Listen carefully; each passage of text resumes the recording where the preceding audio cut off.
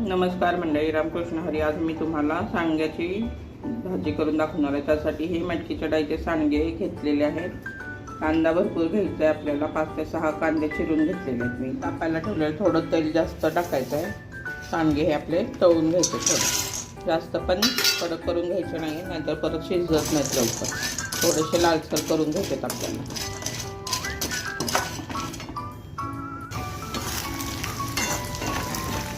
लाल झालेलेच आपले सांगे काढून घेतलेच आहे.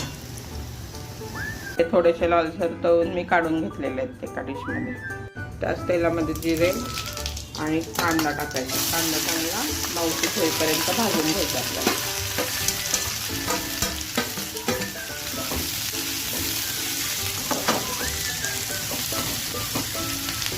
लवकर भाजण्यासाठी मीठ टाकायचं थोडं,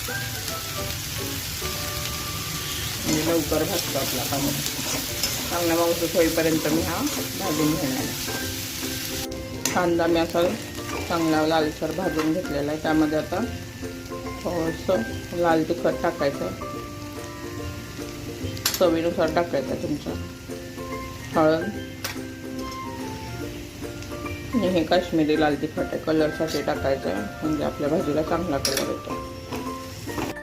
सांगे टाकल्यावर चांगले असे परतून घेतलेली मी. चवीपुरतं मीठ टाकायचं आहे. मीठ थोडं कमी टाकायचं आहे. कांदा भाजताना पण आपण मीठ टाकलेलं आहे. आणि पाणी टाकायचं गरजेनुसार.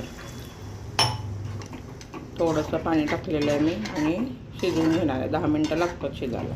मिक्स डाळीचे असतील तर जास्त वेळ लागतो. हे मटकीच्या डाळीचे शिजतात लगेच. उकळी आली की आपण झाकण ठेवायचं ह्याच्यावर.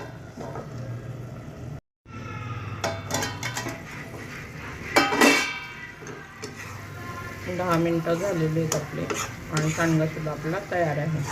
थोड्याच पाण्यात शिजवायचं आहे. बघू शकता तुम्ही, शिजलेलं आहे आपलं सांगा. भाजी अशा पद्धतीने नक्की करून बघा, खूप छान लागते.